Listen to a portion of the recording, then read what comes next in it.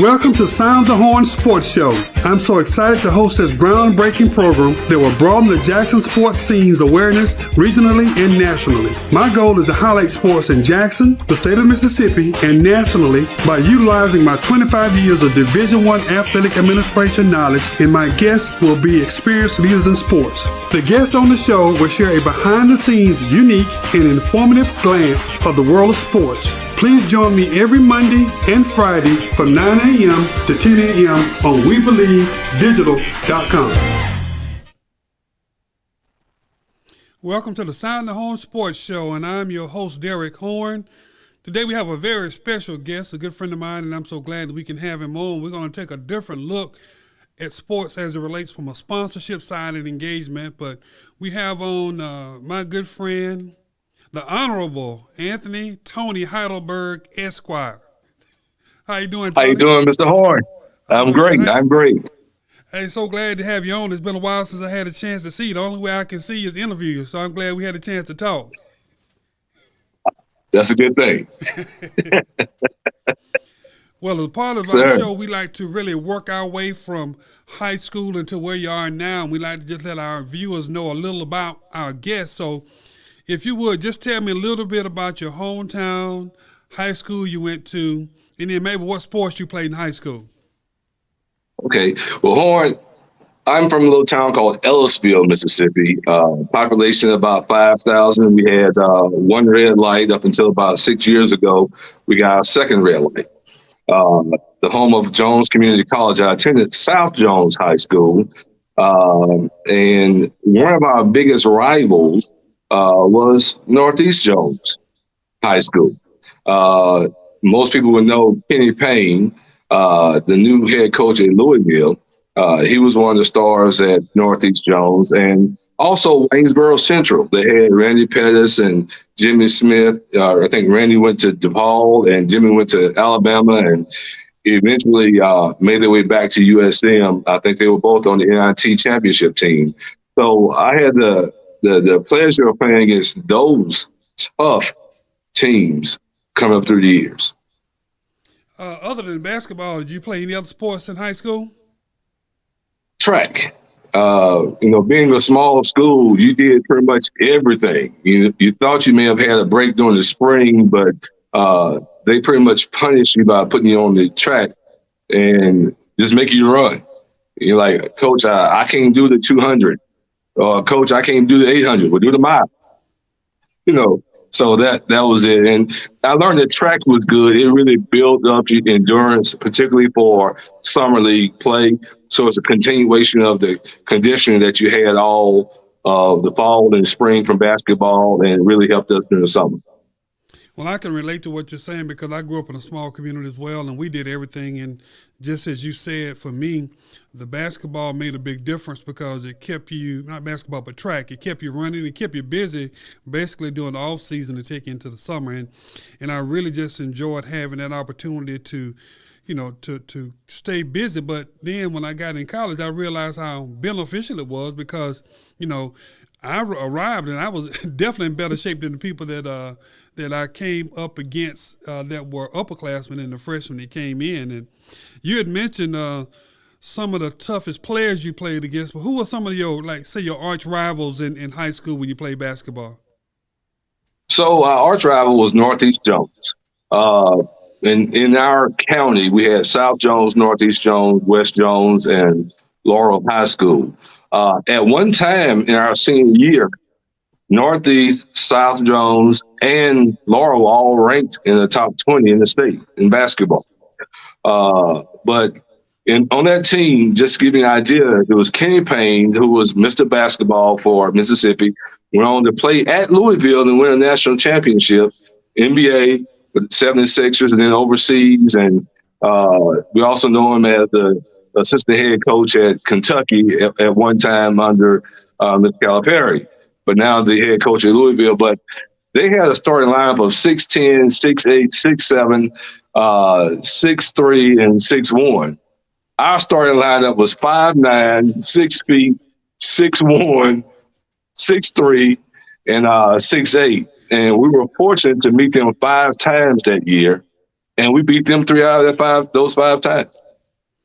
Well, I think a lot of times too, familiarity makes a big difference, because I'm pretty sure if you wasn't playing during your high school days, you were playing pickup ball, and I'm sure y'all weren't intimidated by that size.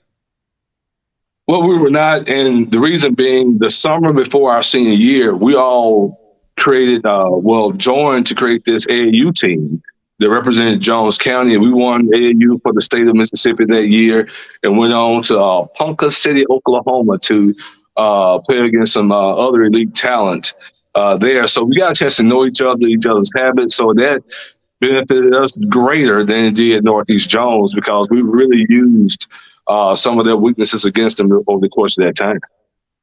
You mentioned AAU.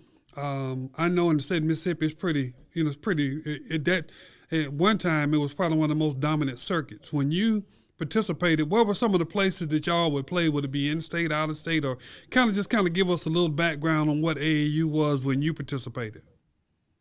Well, I think AAU at that time was in its infant stage. You would have a statewide tournament. We didn't do like travel ball or anything like that at the time. We played just one tournament. And if I'm not mistaken, that tournament was in Gulfport. They hosted it for the 2 years we played. And if you won the state, then you were invited to the regional. And again, our regional was in Oklahoma. And I would tell you, we didn't have a lot of money back then. So we were able to rent, I think it was an RV. So the whole team went up in an RV to Ponca City, Oklahoma. They had 3 trees in the town that were all planted. And I would tell you, there was summertime and it was 127 degrees. I tell you, that's the thing that I marvel at right now. And I think we're going to have on Coach Barnes, hopefully in the near future. And he and I talked about just how things have changed. Him being a recruiter, how when you go out now, it's so much more to these student athletes, these young people have.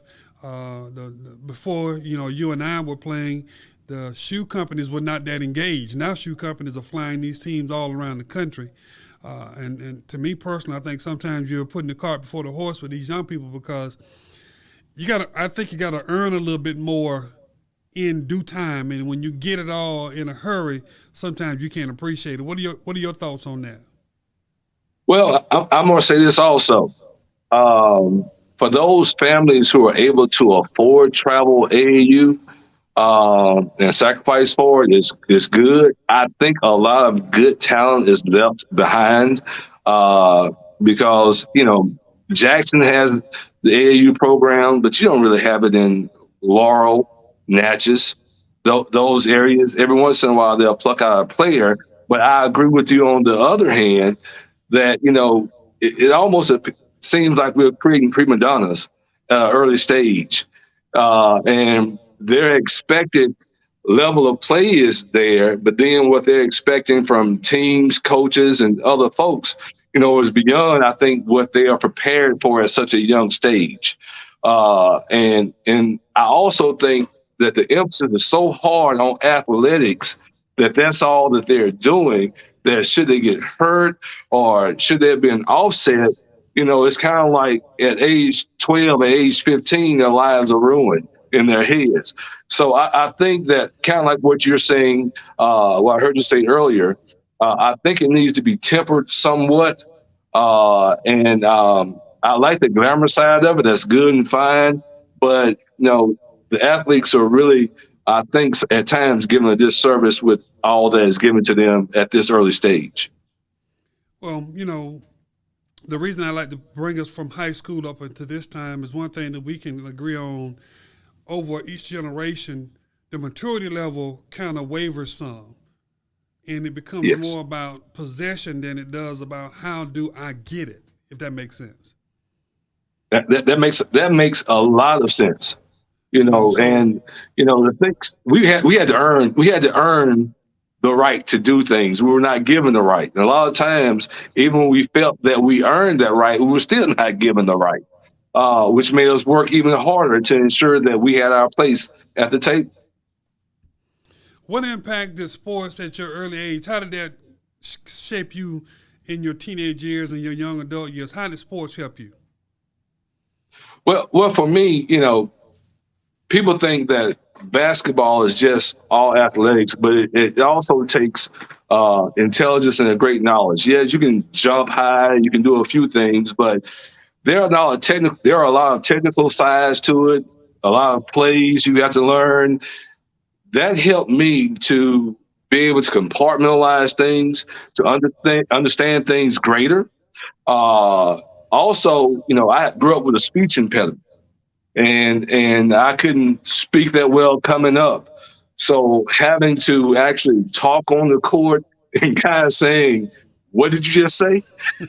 You have to repeat it. And you learn to take your time and say the things, and that also helped me into where I am today. And also with great coaches, people who really helped you because they understood that basketball is one thing, but being a good person, being a good student is another thing. Well, you can't be a good or successful person if nobody can understand anything that you're trying to say.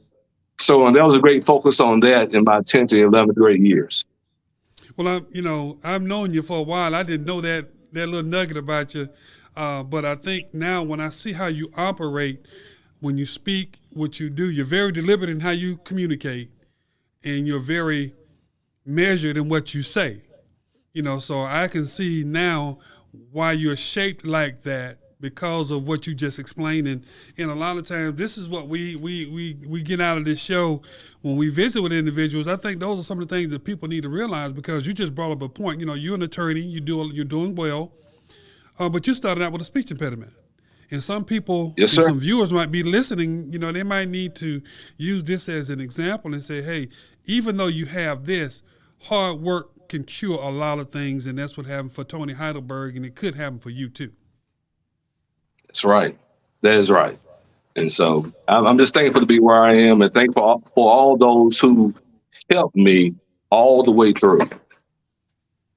When you was finished in high school, you mentioned when you went to junior college, but were you recruited by any other junior colleges or colleges? So I actually attended Louisiana College my freshman year. My high school coach, Mark Dukes, who was an assistant at Ole Miss, he was my high school coach, and he went to Louisiana College as an assistant. And I decided to go with him instead of going to junior college. I was not highly recruited.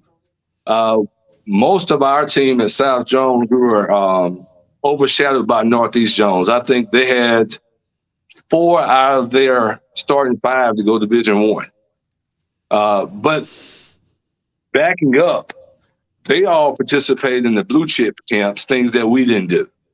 And they got exposure that we didn't have. And they played a few national tournaments during the season that got them a lot of notoriety. And of course, with Kenny Payne being Mr. Basketball, a lot of folks would also take notice of some of the other players, and they would circulate. So we didn't have the benefit of that. But as far as I see it, Louisiana College, then Jones, that was just my destiny. And I don't begrudge anybody who missed out on the opportunity of an excellent player. Well, there's one thing I always say, and you have to be have to have a good understanding. Wherever you are today is where the Lord wants you to be. When the decision that you make, you got to live through that. And I've seen so many people that have been highly recruited, diaper dandies, make it to the pros, and then 2 or 3 years after they finish their career, they're either divorced and or they're bankrupt. So, yes, that's the glamorous side that a lot of people see, but that's why on this show I want to just kind of share the humanistic side on, okay, there's an up, there's going to be a down, but how prepared are you going to be for the down, and how are you going to get out that valley? Because we all going to have valley experiences, but if, you take a look at it, Tony, and you talked about it, your upbringing, what you dealt with, dealing with a team that was, had more tension, but you still persevered. Those are the things that bring you through, and that's why, our young people need to make sure they understand that trouble ain't a bad thing. but it's how you deal That's with right. trouble is the biggest challenging thing. So, Tony, what we're going to do, we're going to go ahead and put a pin in this first quarter. We're going to circle back to Louisiana College when we come back, and then start talking about your time as a basketball player in college. But right now, we're going to take a break and give our sponsors an opportunity to share some information with our viewers. Wedding, milestone anniversary, or corporate event, 5-Star Lodge is the rustic elegance you need for your event space. With hardwood and stunning chandeliers, this is just the beginning of the 5-star treatment. Our on-site venue manager will ensure all details exceed your expectations. We offer a luxurious bridal lounge, beautiful reception hall, cabins, and an outdoor pavilion on the water. Visit 5stareventlodge.com to get started on your most memorable experience.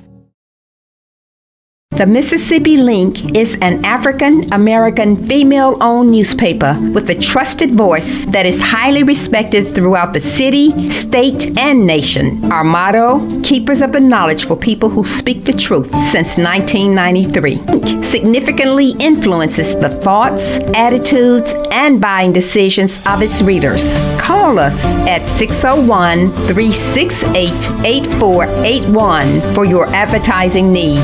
If you would like to receive a newspaper in the mail each week, our annual subscription is only $52 per year. That is only $1 per week for you to stay informed regarding many stories that you can only get in the Mississippi Link. Sign up today at themississippiLink.com and click on Home Delivery.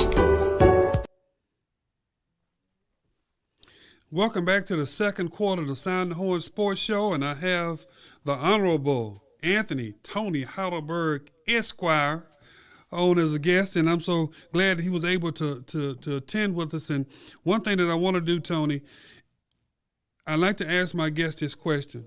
If you can go back and tell your teenage self some things or give some words of encouragement, what would you go back and tell yourself? Do not stress too much on the things that you don't have at this time.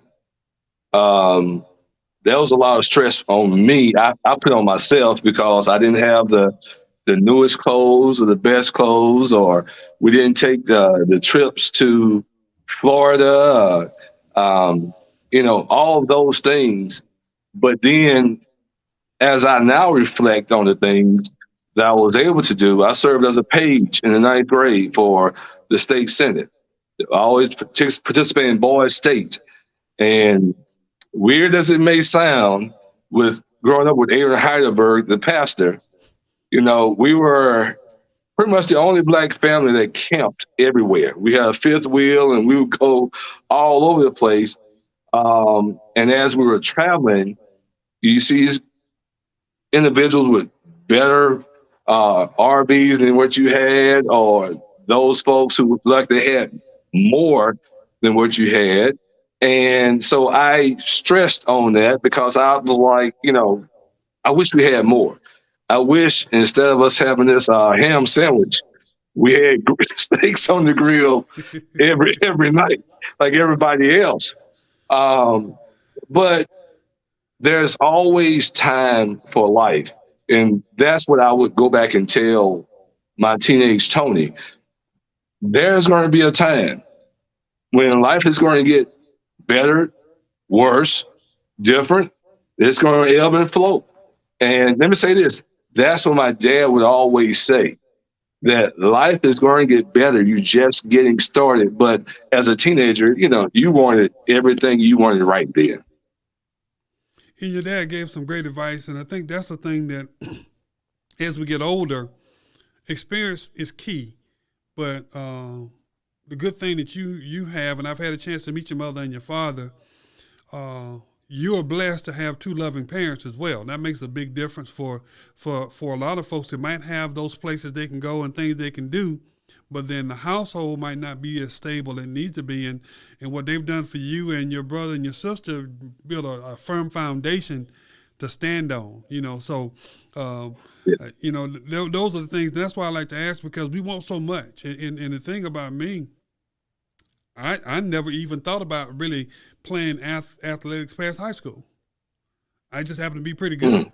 Scholarships started coming. And when it came to going professionally, I just really never thought about it.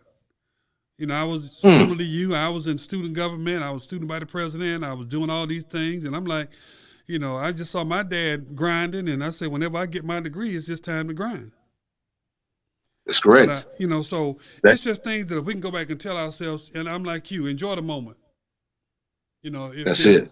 Anything in life, just enjoy the moment. So let's go ahead and skirt on over to Alexander, Louisiana. And you mentioned Mark Dukes and Louisiana College. What was your experience over there? Well, Louisiana College, you know, it was a small Baptist college at the time. It was different. And me, I graduated high school at 17. And I was so eager to get out of Ellisville, Mississippi, that when that opportunity came, I took off. It was Pineville next to Alexandria. You know, I'm like, okay, I have like more than one red light. And so I went there. I liked the school, had a nice gymnasium, which was most important to me at the time. You know, they had to seat 6,000 people. You know, the crowd would be nice and great, but this was the deal. I went to Louisiana College because of all those reasons. Gym, get away from home. I wasn't prepared for that. I was not mentally, emotionally prepared for that. Athletically, I excelled. You know, I was started as a freshman. I thought I was on a red shirt. I was one of the top free throw shooters in the country in NAIA. We went to the playoffs for the first time in I think maybe 10 years in the school, as far as the school was concerned. But I realized after my freshman year, and let me say this, Steve Reeves was the head coach there.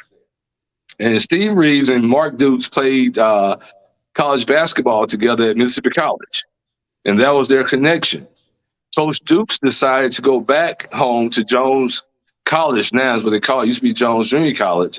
And Coach Reeves went to Delta State. So both of them left. And I was left with a choice.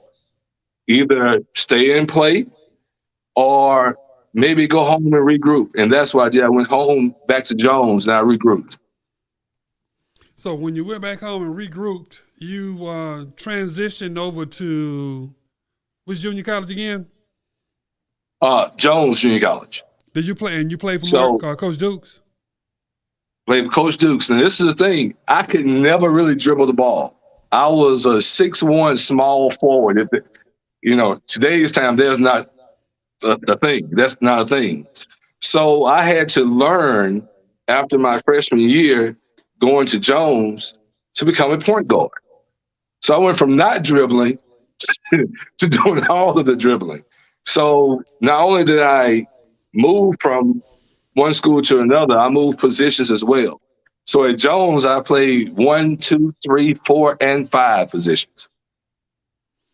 Well, I'll give you a quick little story which is so unique. When I played in high school, I never played with my back to the basket. I always played facing the basket. So when I got to college, I had to learn. When I got to college, I had to learn how to play with my back to the basket because the way we played, we ran fast break the whole. I'm talking about all 5 of us were looking at the basket at the same time. You know, we didn't post up. We slashed. So I can relate to what you're talking about because, you know, you learn those things when you're in your formative years. But it's tough to switch when you already are comfortable doing something. So I can applaud you for being able to do that because that is not easy. It was not, but it worked out, man. We went to the regionals and we lost in the regional championship game to Northeast Mississippi Junior College. Ironically, New Albany defeated us in high school for the state championship. And a great number of their players were on the Northeast Community College team. We played them in the championship again. And unfortunately, we lost again. Well, my wife is from New Albany, so I know that, you know, the Northeast is only about a good 20 minutes away from that area. But then you also have not only New Albany High School, you have Ingomar, you have West Union, East Union, and all they do is some of those schools don't even play football. That's right. So, It's so all basketball. They play basketball year round. So you leave Jones Community College from one coach that you know, Yes. and you go to Delta State and play for another coach you know. How was your experience at Delta State? It was unique. The year before I got there, they had Gerald Glass there. Gerald Glass is one of the reasons I went to Delta State outside of knowing Coach Reeves. Now, let me say this. Coach Reeves was a unique individual. He was a stern coach. He coached with great intensity. We had a few run-ins left and right, but I respected him as a coach and as a man. Coach Sam West was our assistant coach. Coach West later became the head coach at Alcorn State University. But it was unique in that they went from this big high to actually rebuilding a team because, as you know, Gerald left and went to Ole Miss and transferred. So I'm on a team that was heavily dependent upon Gerald Glass and his abilities. And they did not have the individual confidence within themselves. So we all grew and meshed together throughout that junior year and the senior year and had some great times. We didn't go into the playoffs either one of those years, which I really hate that. But it was awesome in that we got a chance to play against a lot of good talent. And I have some lifelong friendships from that team. And we get together typically once every couple of years at Delta State and just hang out at homecoming. A lot of people don't realize, and I think they were the Gulf South Conference at that time, right? That's correct. A lot of people don't realize West Georgia, Valdosta. You had at that time it was Livingston. Jacksonville. It was very competitive. Jacksonville elevated and now they're Division I. Troy State's the same. Yep. Troy State was in that league. UT Martin. Yep. That was a they were all a part of real tough league. Yeah, I grew up not too far from Valdosta, so I the coach that was over there, James Dominy, was a good mentor for me, and that's why I learned how to play over his camps. But I would go watch those games over there and then keep up with it. And when you mentioned those different teams, who were some of your toughest opponents that a lot of people might not be aware of, particularly back in that time when that Gulf South was pretty stout? Well, of course, we had the rivalry with Mississippi College. But Troy State, they had a heavy Atlanta recruiting base. They were very strong. UT Martin was very strong. Where they would have some of the transfer students from UT that would go to UT Martin and play. And you see this 7-footer with a wingspan of a Boeing 747, and I'm shooting a comfortable 3 and he's coming from the paint and still touching the ball. And I'm like, I've got to arc this thing up to the ceiling just to have a chance.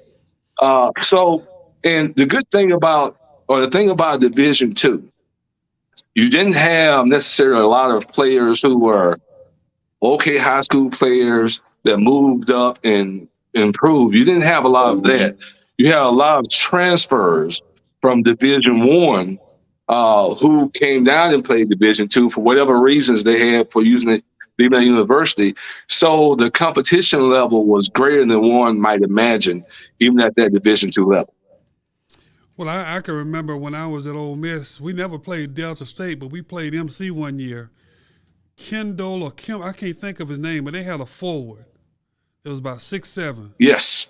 Could flat light it up. Yes, sir. And we did, we were just glad. We were glad that we won. We gave them their check and told them to go on home because it was tough that night. Hey, they were always talented, man. Always talented. Yeah. So you mentioned about Coach Reeves. What do you think? Do you think Coach Reeves would be able to use some of those tactics now with some of the kids that are playing college ball? Well, when I started with Coach Reeves in '85, it was very regiment structured. What the way that we had to play. He coached at Delta State for about 20 years. So I watched over the years, even when they won the regions one year, the players he recruited became a little different than the ones that we had back when I played for him. We had stationary players a lot back in the late 80s, whereas in the mid 90s, he recruited a bunch of slashers, a bunch of multi-dimensional players who can fill any slot. So as opposed to playing a position, he started coaching from a slot mentality, and also changed the plays over the time. One thing I would remember about him at Louisiana College, he had this huge binder of plays. I think he stole from every coach that he came across. And he would go through those to try and find them. As we got to Delta State towards my latter years, I never saw that binder. So that shows you how he transitioned his style of coaching to fit the times and the players, as opposed to molding players to fit the play. Well, I think that's something that when you take a look at, even from the pros down to your high school, junior high, college, if you don't adapt, because as each generation comes through, there's a different way you have to communicate with them. And Steve Kerr, he's figured it out at Golden State. You take a look at some of the other coaches. We hadn't had a dynasty in men's basketball in a while, but Dawn Staley over South Carolina, she's got it. She has it, man. She has it. I enjoy watching her players, watching the team, games you think that they may be about to lose. Maybe they are tired or maybe underestimated this other team, but you see them grit and grind things out, and you look up, they've won the game. And that's a testament to her coaching ability, her recruiting ability, and having the players to play in slashing slots. Yeah. Well, we're going to go ahead and close out this second quarter, and we're going to get ready to go and dive into life after college with Tony. So we're going to have this commercial for our viewers, and we'll be right back. Are you tired of living check to check and looking for residual income? We have just the opportunity for you. Join us on Saturday, the 25th of June in Jackson, Mississippi, as we discuss the sexiest industry in the world, travel. Let's turn your passion into profits, whether it's on a full-time or part-time basis. Please RSVP or text to 404-915-8626. We look forward to connecting and taking flight. See you soon. SGECOVIDsolutions.com is paving the way forward for a safer city government, delivering cutting-edge biosecurity and biosafety protocols developed internationally by top virologists and scientists using an all-natural cleaning solution, killing COVID-19 on contact like no other product on the international market. For more information, please call 1-800-281-9080 or visit us online at SGECOVIDsolutions.com. Let SGECOVIDsolutions.com provide innovative rapid facilities testing and world-class state-of-the-art biorisk safety protocols for all of your coronavirus needs. Call 1-800-281-9080 or visit us online at SGECOVIDsolutions.com. Welcome back to the third quarter of the Sound of Horne Sports Show, and we have our guest is Mr. Tony Heidelberg, and we've moved from Louisiana back over to Ellisville and over to Cleveland. Now we're going to talk about life after college. So if you would tell us how college sports prepared you to move into what we call the work world. Well, actually, it was my senior year at Delta State. Now, when I went to Delta State, I had 2 years of eligibility remaining. And one of the reasons I wanted to go to Delta State is that Coach Reeves offered me a graduate assistant position post-undergrad. And so I had an additional semester before I graduated.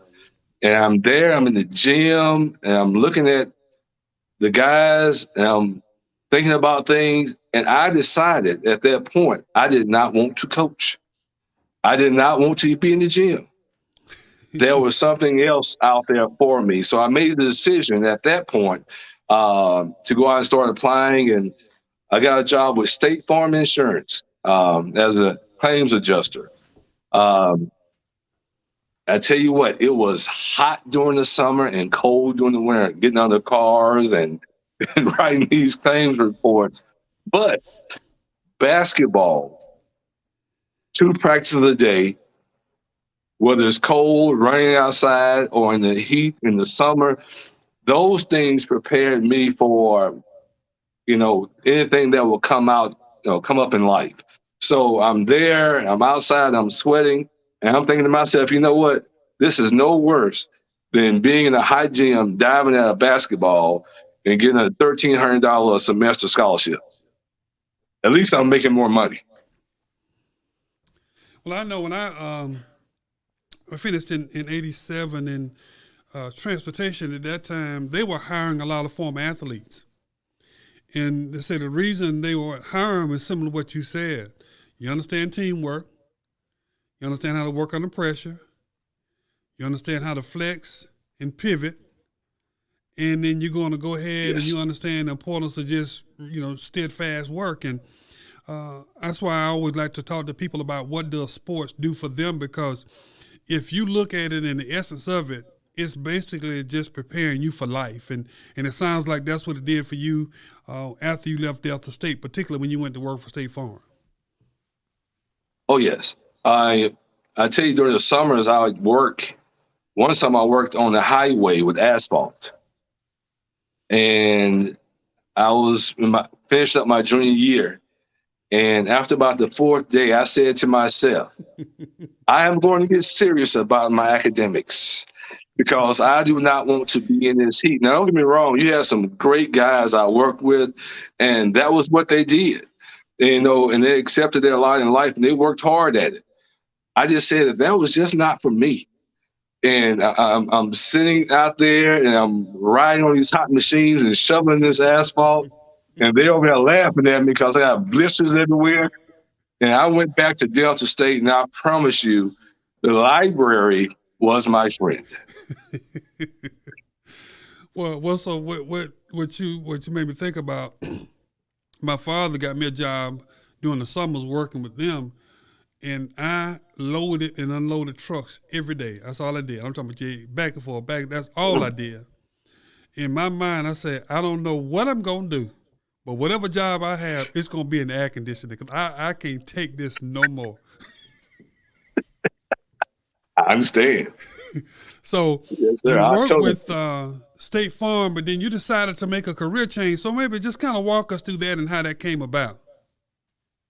So after about my 4th year of working with State Farm, there was a law firm here in Natchez called Brown and Carby. Philip Carby primarily. We dealt a lot with each other because I would handle car accidents and he would represent some folks. And he said, you're probably doing well, but we can do a lot together over here. And so I dodged him for about 6 months. And then I decided to take a leap of faith. So moved over to Natchez at that time I was living in Macomb, Mississippi, moved to Natchez and started working with this firm and created a claims department for this firm. And after about 2.5 years, now I'm dealing with lawyers often and being in that circle, I decided, you know what? I believe I can do this. And from that, like you said, the pivoting, I studied for the LSAT, had a sufficient score for it. I wasn't great. And went down to Southern University in Baton Rouge, and they took a chance on me, a 31-year-old law school freshman with no hair and and a mustache. And so I knew I probably had to look a little creepy, but went down. And let me say this, Derek, I have been terrified of things in my life. You play some big games and you have a player on the other side and the crowd is going crazy. You have all these jitters. There was nothing scarier than being 31 years old in a classroom with 23 and 24-year-old very intelligent students, and I'm trying to figure out what they're talking about. And so, but I went through it and I finished it. And to my surprise, I graduated cum laude. I don't know how that happened, but it did. But got licensed in Louisiana and then got licensed in Mississippi, came back here and started practicing with that very same firm before I went off on my own. Do you think your time with the firm, just kind of being around them and being in that atmosphere, do you think some of those experiences helped you while you were in law school? To a small degree, and I only say it because of this. At Southern, they always took you as if you knew nothing about the subject matter. Mm-hmm. And they were layered for you to give you a greater knowledge and understanding. It was very practical at Southern. And I know other law schools do it a little differently. So a lot of times when I tried to use some of that which I received from the law firm, it often got me in trouble because they thought I knew more than I should know, and I was being a hothead. So I learned to keep my mouth shut and just let things just flow as they did. You know, I've heard a number of people talk about this. What is the difference between the Napoleonic law and then I guess the laws of the state of Mississippi? How different are they? Well, to the degree law is law, the premise is the same. It's just that the Napoleonic law is extremely tedious. So whereas you may have one statute that governs this particular matter in Mississippi, you may have to go through 8 or 9 revised statutes to get to where you need to be. And then you look at the practicing process, it's a little slower pace in Mississippi. In Louisiana, it's pop, pop, pop. You file something, there's 15 days to answer it. Mississippi, you have 30 days to answer it. You know, and it's just a whole different process, you know, that Louisiana used like the legal size paper, Mississippi has the letter paper. And sometimes I get ready to file something, I've got to say, wait a minute, no, I've got to use legal paper over in Louisiana. And, you know, and some of your verbiage that you use, for instance, in Mississippi, a lot of people say voir dire when you want to talk to the jury, which simply means speak the truth. In Louisiana, they call it voir dire. So you've got to, there are little differences in how you navigate the terrain depending on where you are. I've heard a few people talk about that, particularly some people that might have taken law in the state of Mississippi and trying to go to Louisiana to pass it, or taking it in Louisiana and trying to come to Mississippi to take it. Just kind of heard those challenges there, and I just want to kind of get your opinion on that. Well, I mean, I was fortunate to go to law school in Louisiana, and I took that bar first. A lot of people make the mistake of they're from Mississippi, so instead of tackling the Louisiana bar, you just studied that course. They come to Mississippi and it's foreign, and these little courses you take don't really completely prepare you for the law in Mississippi, and they're not really interchangeable as a lot of people would think. So if I could give any advice to like law students who are out there who are in Mississippi but intend to go to Louisiana to practice, unless you were a firm who's bringing you in, who's going to educate you for 6 months for the bar, take the Mississippi bar, then go to Louisiana, and vice versa. Do it the same way. I promise you it'll be a lot easier on you mentally as far as that's concerned. What are the areas of your practice with your firm now? That's a very, very good question because it changes daily, because people will call and ask, can you do this? And I'll say no, and they'll wear me down and I'll have to go there. But mostly personal injury. I do a lot of personal injury. That's why I grew up I cut my teeth on that. Judge Sanders here, she's a circuit court judge here, forced me to get into criminal law. I did not want to get into criminal law because I wanted to make money with personal injury. But she impressed upon me in her very nice way, which was come to my courtroom. I need to talk to you. And I got to the courtroom and it was full. And she gave me 5 clients to represent. So that was my indoctrination into getting into criminal law. But this is exactly what she said. She said that if we do not forsake what we want to do to help our fellow man, what type of practitioners are we? And so that resonated. And I got to where I actually liked criminal law and practice a lot of it now. So in your capacity now, you have a number of different things that you do, but just kind of share your experiences serving you serve as a judge in 2 different municipalities. Yes, I'm the municipal court judge in Port Gibson and also Fayette. At one time, I was the municipal court judge in Woodville, judge pro tem in Natchez, the municipal court judge in Fayette, municipal court judge in Port Gibson.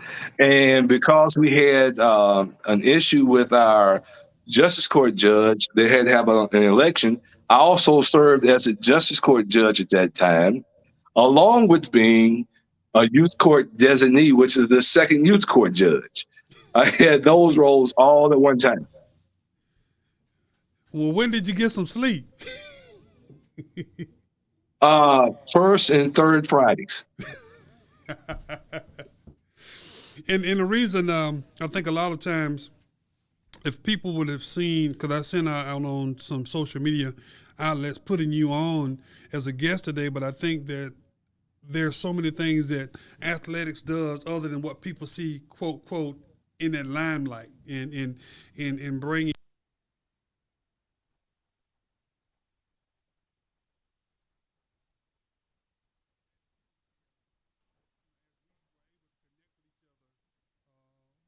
When I was working at Alcorn and our partnerships, because that was a big part of how I got to know you, but it's also a big part of what goes on in athletics. And one thing that I wanted to get your opinion on, when you take a look at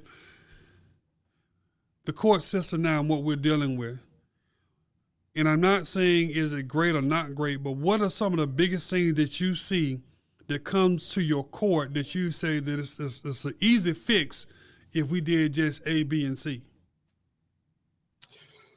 One of the biggest things I have now, and it's in every community, which is gun violence, particularly with young men. And I will say I have quite a few of young women coming through. There was a time when we grew up, and not that I champion violence, but, if my dad found out that I ran from a fight, he would send me back to that fight. But he sent me back to that fight with my 2 hands. Nowadays, and I will tell you here in Natchez and in other areas all around, kids have guns. Every once in a while when we grew up, a child would have a knife. And you'd be like, ooh. Now it is totally acceptable for a kid to have guns.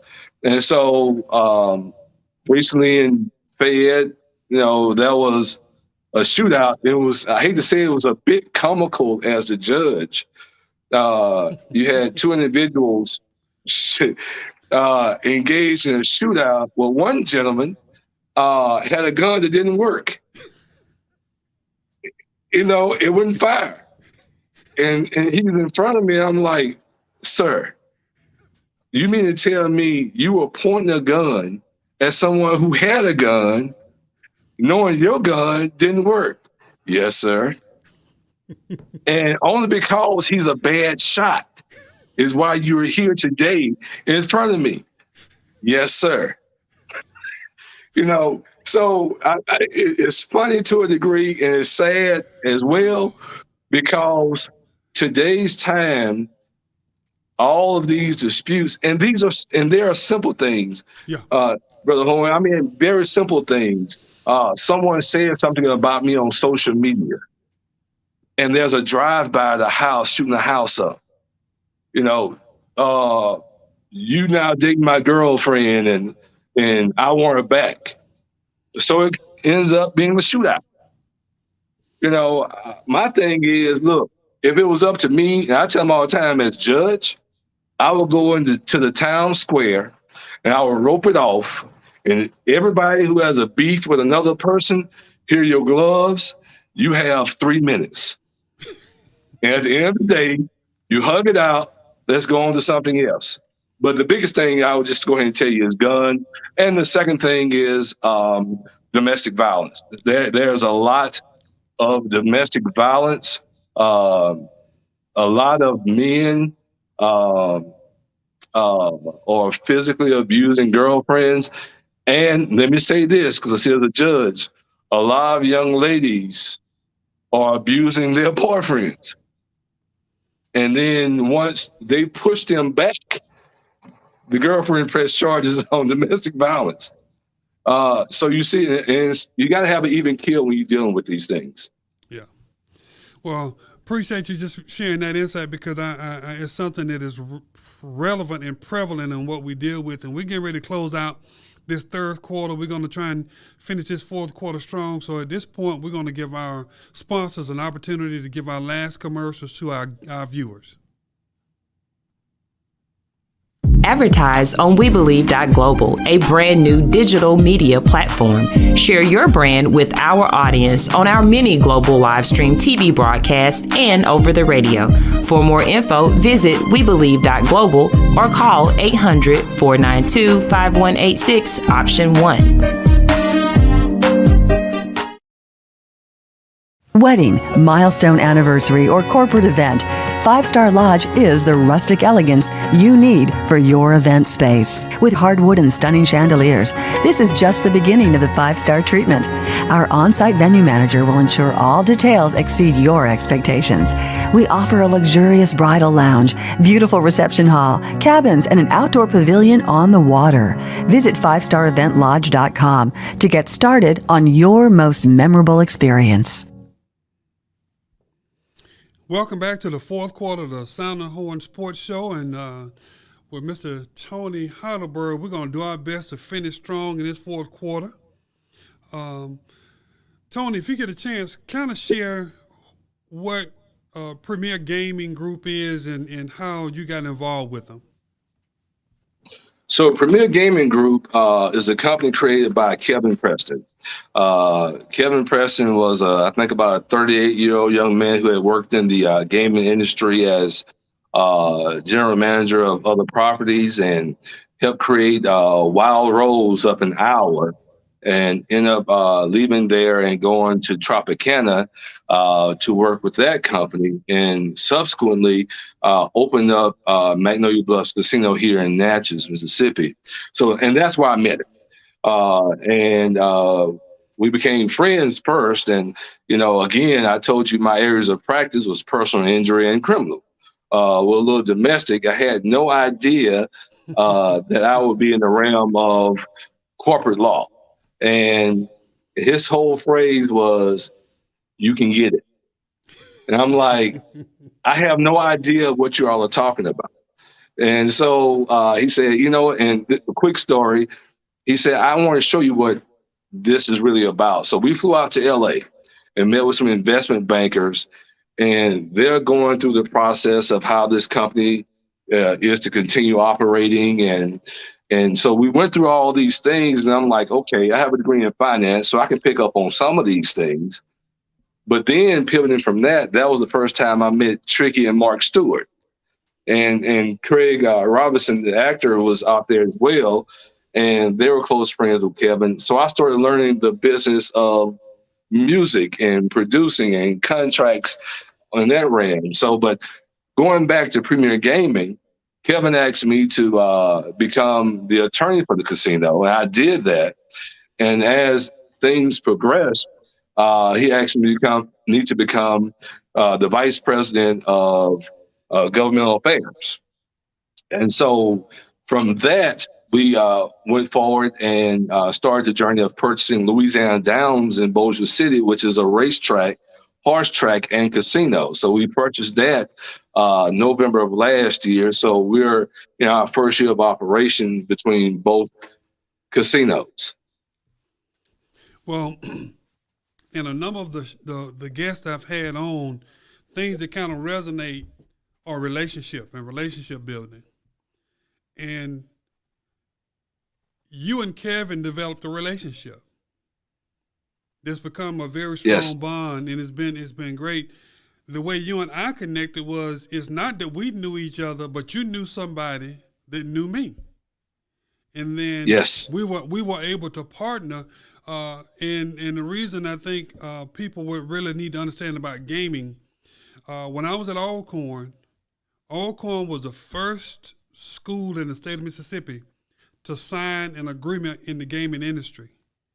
The former Ole Miss AD came up and asked me how you did that, and basically first it was having connections with the casino, having a president that was bold, and he said if the state said we can do it and it's not a challenge, let's do it.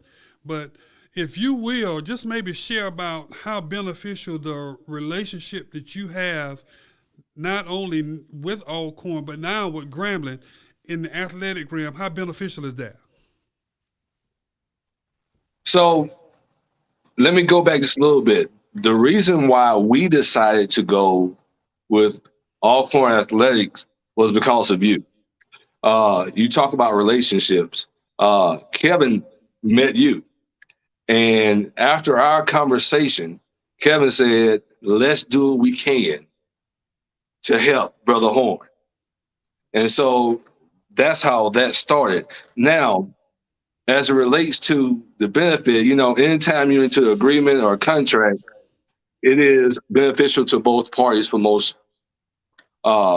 at most times. So us giving financial support to the school, and the school in turn giving us the ability to advertise and things of that nature, it helped sustain and then increase our business. And, when you go into these type of agreements, everybody needs to benefit, even to the point where Alcorn State University started doing things at our casino here. Well, not necessarily the casino, but our hotel. And then from that, some things that you brought into play, such as visiting schools, having the opportunity to stay at our property. It was a win-win for everybody. And even you starting the process of, even though Alcorn is playing at home, and we're about 40 minutes from Alcorn, and you getting with the coaches, and the football team come and stay in Natchez to get away from campus, to focus on these big games. That partnership has worked wonders for both Magnolia Bluffs Casino and Alcorn State University. And we're going to move that same energy, which is our estimation, into our relationship with Grambling State University, and them being the seminal school for Louisiana Downs in Bossier. I know that for years, sporting events didn't want to go to Vegas. They wanted to stay away from Vegas. But all of a sudden, money talks. So now you have you have sports wagering, you have all these things that are going on now, even to the point where conventions and championships are going to eventually be played in Las Vegas. But to that end, can you share with our guests what kind of impact has the gaming industry or moving gaming into your assets been beneficial for your organization? Well, so with gaming and with sports betting, I think we started about 3 years ago, maybe 4 years ago. Now, what's unique about our casino versus other casinos around the state and in other states is that we basically do a lot of our wagering in-house. We get the lines, but we wager in-house, whereas other groups use a third party to do all of that. So we have a line pulse, and we change as it flows. It has been a great tool for us because, with casinos, it's about getting traction and getting folks in. Well, you have folks who've always been in the sports betting, but not necessarily in the slots or not necessarily into table games or into poker.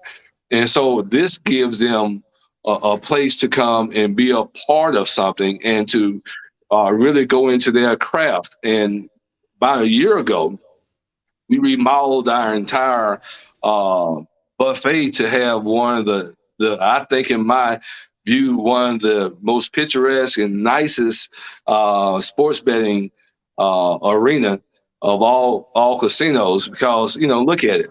With ours, you have the backdrop of the Mississippi River. We have all the TVs there. We have all the lounge chairs. And so what guys do on a regular basis, that's like their living room, their comfort zone. And so it has been beneficial to us financially, and it's gotten more people to come in and visit with us. When it comes to the sports wagering, from advertising, is it more word of mouth, or how do you really kind of get the word out? And how was your first 90 days once you were able to implement sports betting as a part of what you offer? Well, the first 90 days were pretty good. I wouldn't say great, because, anytime you're starting something new, you're going to have hiccups. Some people are going to like the process. Some people will not like the process, and understand that by the time we implemented it, it was something that was foreign to this particular area. Most guys would go to the back of somebody's house and place a bet and go their own way. Here, it was all structured and regimented, so they had to learn the forms, the process, the numbers.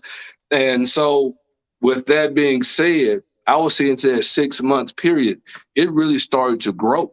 And people were there, lines were long, and, and they were, it's so funny to watch these guys, because they will sit there and they will study. They've never played hockey a day in their life. They've never watched hockey, but they will parlay hockey, rugby, soccer, basketball, baseball into one deal. And then they started talking about these hockey players, names I've never heard of. And they're calling them by name. And they're sitting there watching this hockey match. They're watching it intently. And when somebody scores, they jump up and down and throw their arms. And I'm like, what just happened? Man, they just messed up my parlay. That type deal. So it's really changed a lot of things for folks. Has it impacted your traffic for the other portions of what you do, or has it increased your participation in your offerings for the casino? Well, so when we changed everything up to have our sports book side, and we changed our restaurant up, what that has done is it has increased our volume in our restaurant. And just like table games, a lot of the table game players are males. But when their wives come, they want to be on slots, because that's what brings them joy. Well, if you take the same theory over to sports betting, a lot of them are male. You have some females there, a lot of them are male. So their companions, their wives, they come and do slots, or they come and have a meal, to allow their husbands the opportunity to sit there and scream and shout something that they don't allow them to do at home. As you take a look at your Bossier City opportunity, how has it been since you've opened it, and if you can maybe share how the sports wagering goes on? Is there a difference in the different locations, or maybe is it the same approach?